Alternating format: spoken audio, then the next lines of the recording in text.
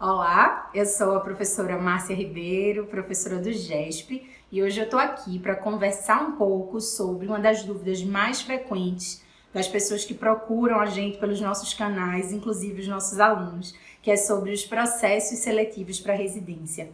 Em que consiste os processos seletivos, quais as etapas desse processo seletivo e como eu posso me preparar para essas etapas, né? Então, a primeira dica que eu quero dar para vocês é: vocês precisam buscar, identificar quais os processos seletivos que vocês podem realizar, ou seja, qual aquele que tem vagas, né, para a sua especialidade profissional. Então, a gente tem algumas residências que são exclusivas para as pessoas de odontologia, de nutrição, de enfermagem. Então, conhecer essas vagas, onde a gente tem, escolher qual processo seletivo ou quais os processos seletivos aos quais você quer se submeter e, primeira dica, ler o edital, tá bom? Lá no edital, principalmente o edital mais recente, ou seja, se você está fazendo agora, vai fazer o processo seletivo desse ano, busca o edital do ano anterior para poder tirar as dúvidas e identificar todo o processo. Por quê? Porque cada comissão de residência multiprofissional, ela tem autonomia para decidir sobre os seus processos seletivos. Então, em alguns momentos, a gente vai ver processos que têm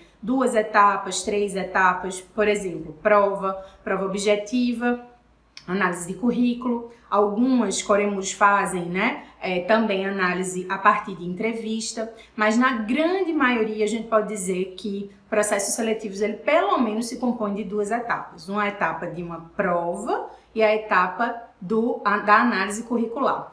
A etapa da prova, normalmente a gente faz uma prova objetiva. Quando eu estou dizendo assim, normalmente, porque eu estou falando aqui dos processos seletivos de uma forma geral, tá? Mas é muito importante vocês leiam o edital daquela residência que vocês querem concorrer para entender as especificidades que tem ali. Mas de uma forma geral, como é que eles ocorrem, né?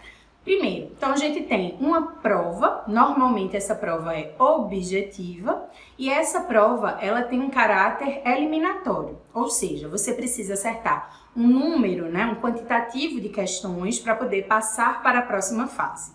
E isso vai variar de acordo com o processo seletivo que você está fazendo. Então a leitura do edital é muito importante para isso.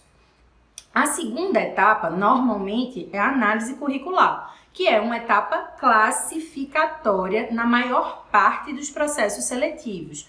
Ou seja, ela só vai ser definidora da sua classificação. Se você não foi eliminado na primeira etapa, que é a etapa da prova, você vai ter sua classificação definida a partir também da análise curricular. Então, muita gente pergunta: professora, quer dizer que o meu currículo, eu posso fazer uma boa prova, mas na etapa de currículo, se eu não tiver muita coisa para pontuar, eu posso ficar fora do quadro de vagas?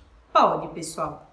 Você pode fazer uma boa prova, ficar na média de acertos da maior parte das pessoas, mas a depender da sua análise curricular, ou seja, daquilo que você conseguiu pontuar, a sua classificação, ela pode aumentar ou diminuir. Ou seja, ela pode ficar acima, né, da média e você de fato ocupar a vaga, ou você pode descer um pouco dessa média geral das provas e ficar um pouco abaixo das notas e não chegar a ocupar vagas.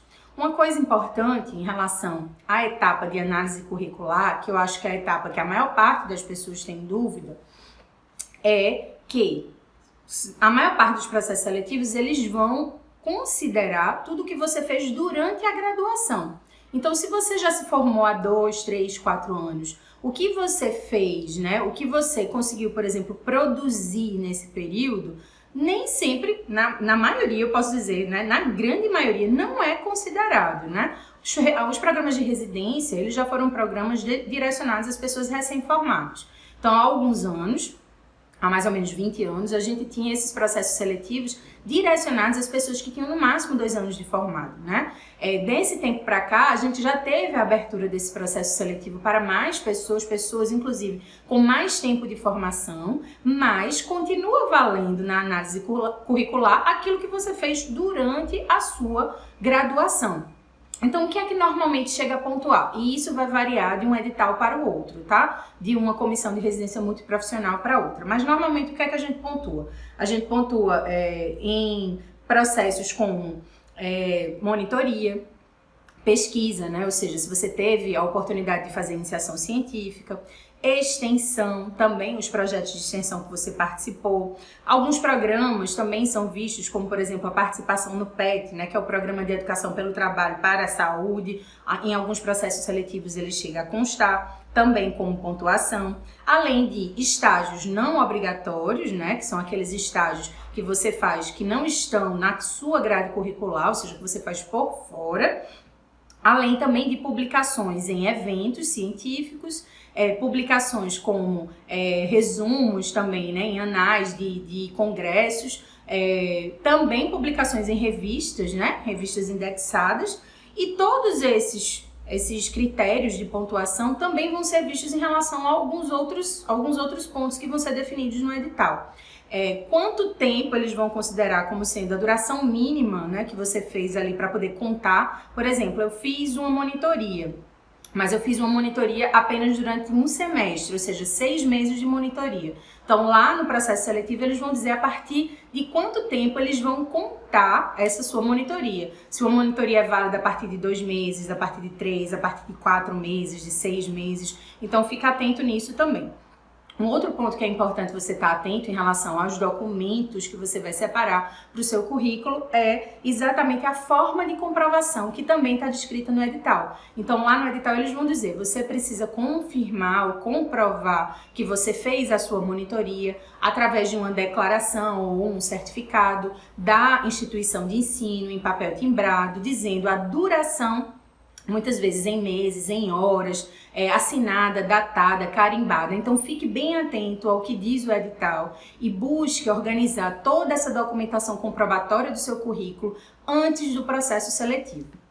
O processo seletivo de residência, ele começa muito antes do edital sair. Então a gente sempre recomenda que os nossos alunos estejam à frente desses processos. Como é estar à frente? Se preparar para ele com antecedência, para evitar que você vá separar essa documentação, né, muito próximo, que você tenha que correr atrás da instituição de ensino, que tem seus prazos, muitas vezes, para liberar essa documentação. Então, você já vai estar com tudo pronto, tudo preparado, para quando o edital sair, você já conseguir pleitear a sua vaga com mais tranquilidade. Então, pessoal, uma outra dica muito importante para você que vai fazer a prova é ver o conteúdo programático referente à sua prova objetiva. Então, normalmente, esse conteúdo ele é formado de uma parte de conhecimentos gerais, que aí são conhecimentos gerais do SUS, conhecimentos gerais da saúde coletiva, e uma outra parte que é referente à especificidade que você escolheu, ou seja, questões específicas daquela vaga para a qual você está concorrendo. Então, é importantíssimo também dar uma olhada no edital em relação ao conteúdo programático para que você esteja bem preparado.